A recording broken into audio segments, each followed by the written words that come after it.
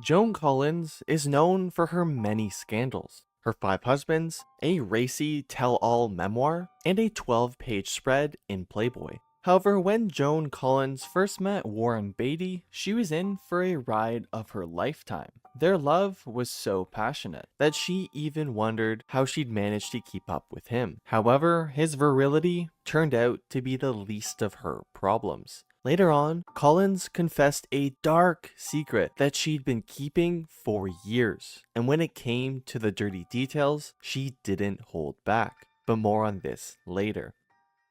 Born in 1933 to Elsa and Joseph Collins, Joan Collins had show business in her blood. From a very young age, her parents had a strong influence on her future career. Joan's mother was a dance instructor and her father was a talent agent. And by the time she was a teenager, Joan was already thinking of becoming an actress. However, her road to fame was far from easy. In fact, it was downright dangerous. For most of her teen years, Joan Collins wasn't boy crazy at all, but by the time she turned 17, she was eager to gain some intimate experience, if only to measure up to her otherworldly classmates. At first, she fumbled her way through her first crushes and dating attempts, and then one day, she was given a rare opportunity, one she'd only dreamed about. When she was only 18, Collins was introduced to her ultimate celebrity crush and idol, Maxwell Reed. As a youth, Collins had once vowed to marry Maxwell Reed, and now she actually had the chance to meet him. She was completely starstruck. When this 32-year-old asked her out, she accepted without a second thought. But this was no fairy tale. Joan's first date with Reed should have been a night to remember. Unfortunately, it turned into a nightmare she'd rather forget. Instead of taking her out on the town, Reed took her back to his place, drugged her, and then had his way with her when she was unconscious. Although she called the whole traumatizing experience awful and degrading, she also made the most shocking decision. After Reed did this horrible thing to Collins, she decided to try to forget about the whole thing and continued to date him. She was even pleased when he proposed and told all of her friends that her childhood dreams had come true. But beneath her convincing smiles, Collins hid a terrible truth.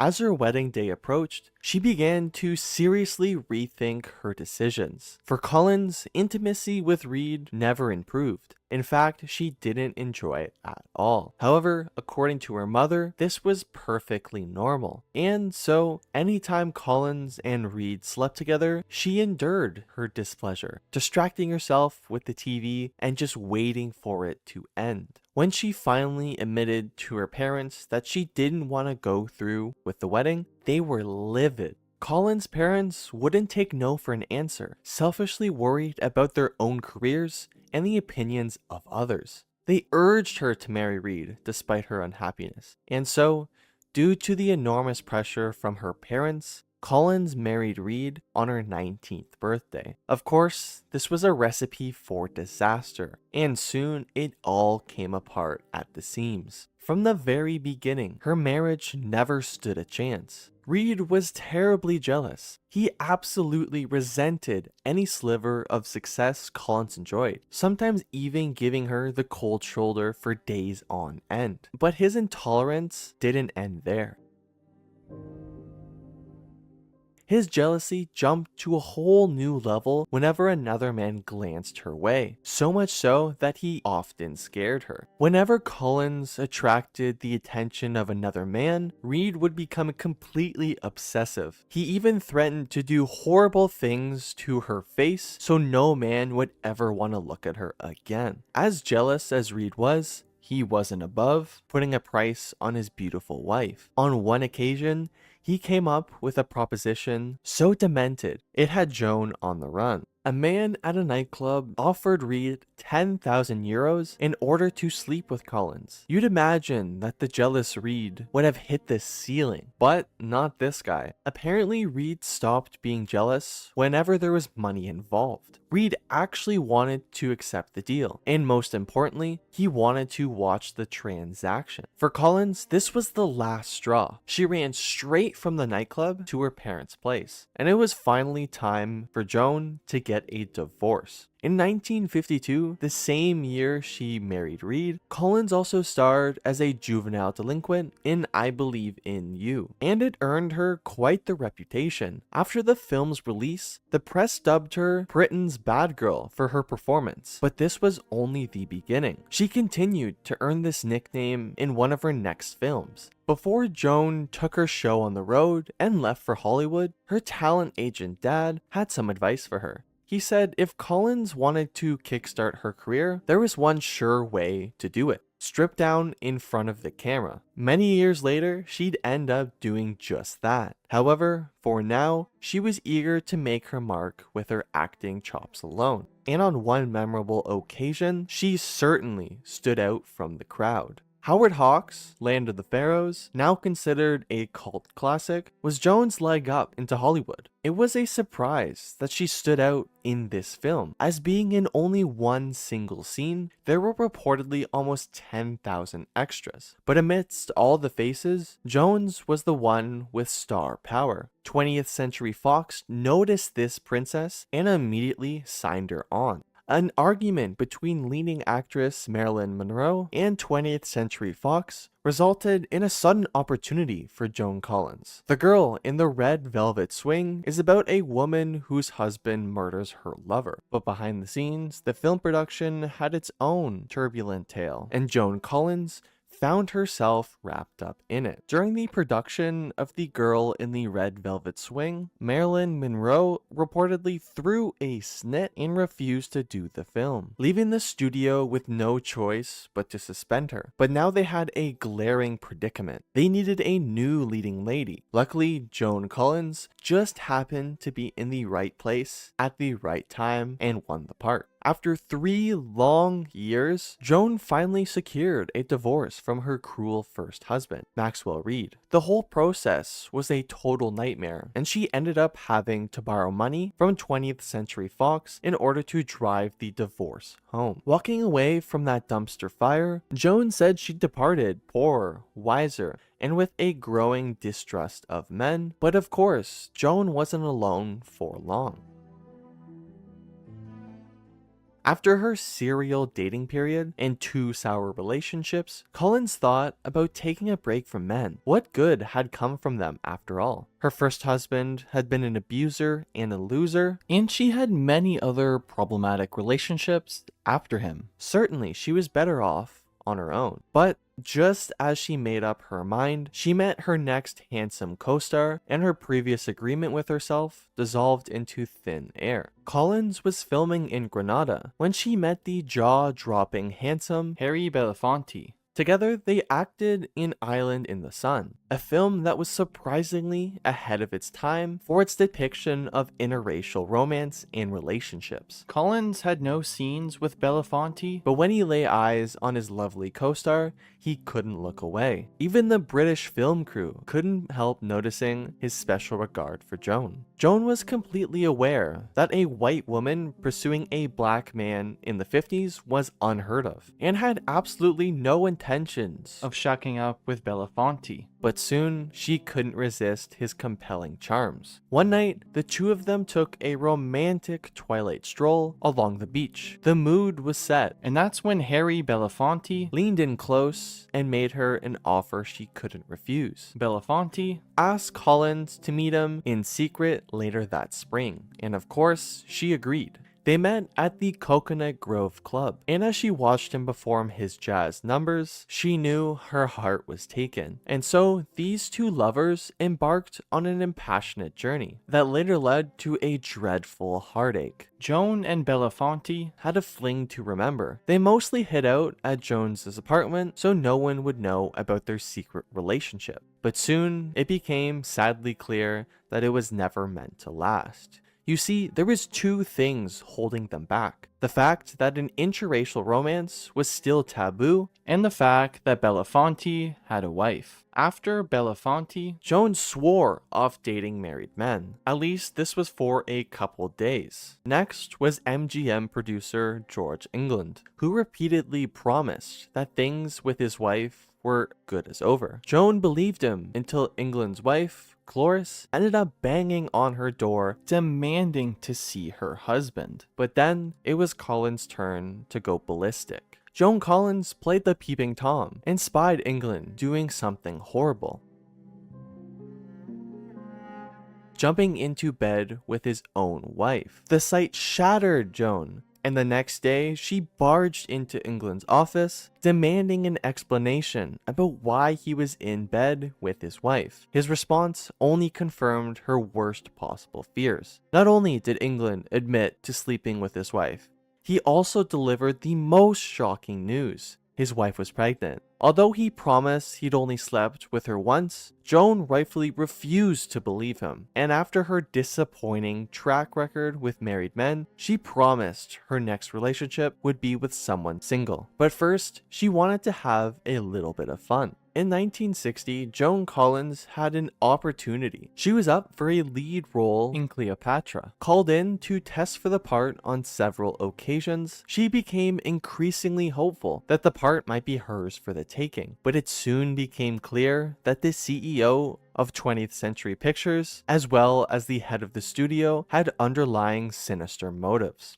One night, while dining at a Hollywood restaurant, Joan couldn't help but notice a handsome younger man looking her way. The man was very confident, brazen even. Collins became intrigued and asked her company who the young man was. Her friend told her that it was Shirley MacLaine's brother, who was just getting started as an actor. His name, Warren Beatty. After seeing Collins that night, Beatty, being determined to take her out on a date, managed to get a hold of her number. Collins was just 26, and Beatty was just 22. But once they started dating, their passion was unrivaled. In fact, it didn't take long for Beatty to move into Collins' apartment. The two played like they were a married couple, and Collins enjoyed how compatible they were. But soon, Collins found out something very odd about her younger boyfriend. Despite the age difference, Collins and Beatty got on like a house on fire. But there was one area they didn't see eye to eye on: the bedroom. It seemed that Beatty wanted to spend a lot of time there. In fact, he wanted to spend several days at a time. Some suggest to Collins, if he's 22, let him do what he wants, as often as he wants. In spite of Collins' exhaustion from keeping Warren happy in the bedroom, in 1960, she agreed to marry the young heartthrob.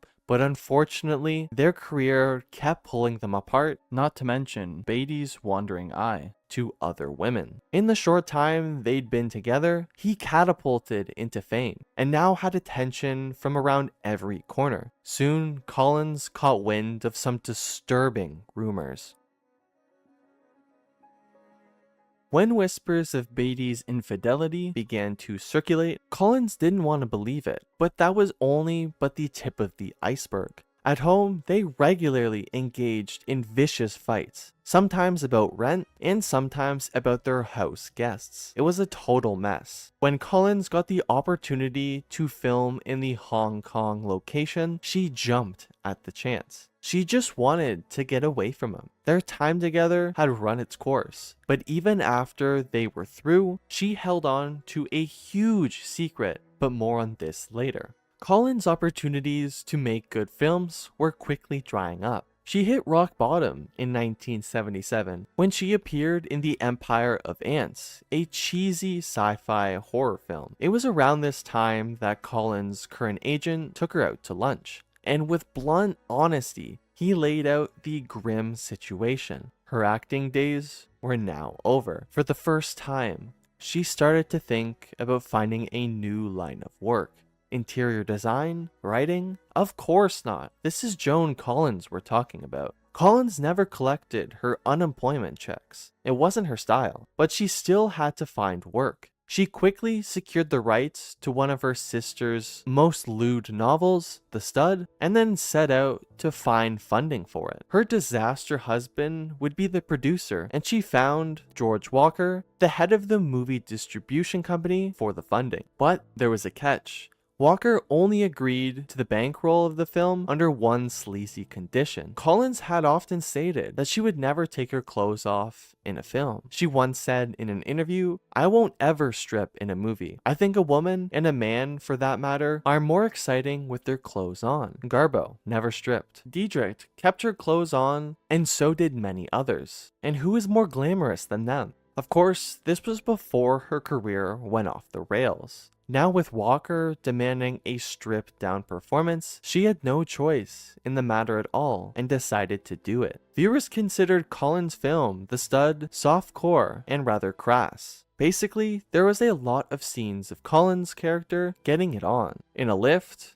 in a limousine, in a swimming pool, and even in a swing chair. What can you say? A girl's gotta do what she has to do. That said, the film netted over $20 million internationally and became one of the highest selling British videos ever. But there was more Collins wanted to do to fix her financial problems. She had one more cash grab left. A month after the public got a watchful eye of Collins, her memoir, Past Imperfect, hit the streets. Just like her film, her book was extremely revealing. Collins knew it had to be shocking in order to get readers to buy it. And so, she included everything: the shame, the vulgar, and the most disgraceful episodes of her life. However, she wasn't quite ready for what happened next.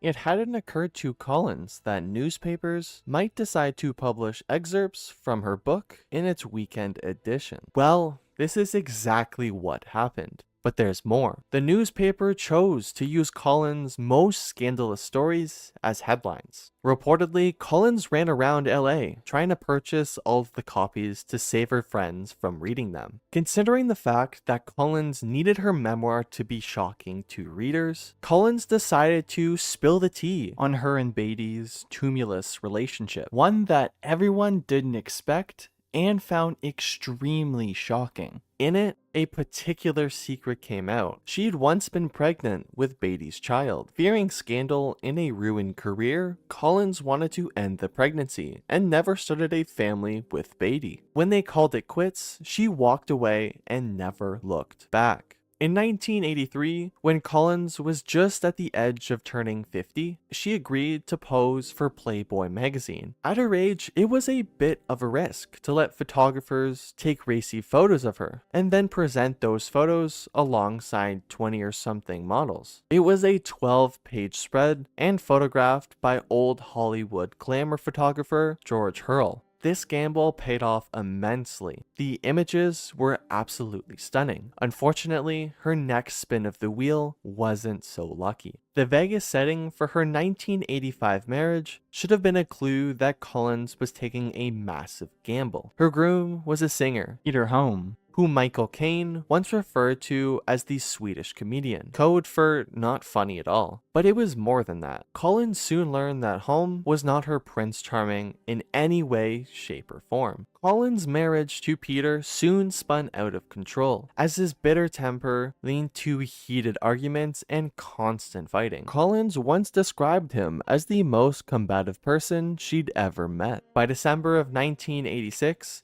Collins had placed a restraining order against her husband. The most baffling part of all, he was in complete denial over the whole thing. Even though it was clear that Collins wanted Peter to keep his distance, he kept insisting in interviews that Collins still loved him and that it was only a matter of time before the two reunited. Collins was simply having none of this and quickly hired a divorce lawyer. But the divorce proceedings were even more wild than she expected. Collins' lawyer revealed that Peter had a secret lover, Romina Daleson. His questions were so brutal and relentless, she reportedly fainted on the stand.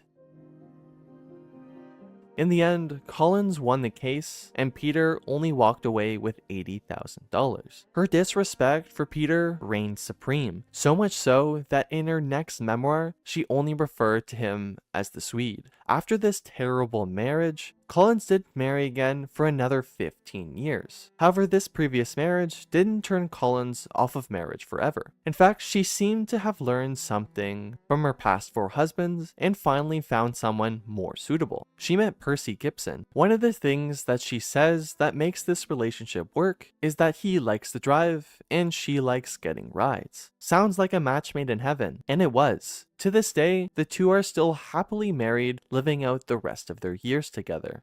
I'm what I am, and that's why I'm where I am.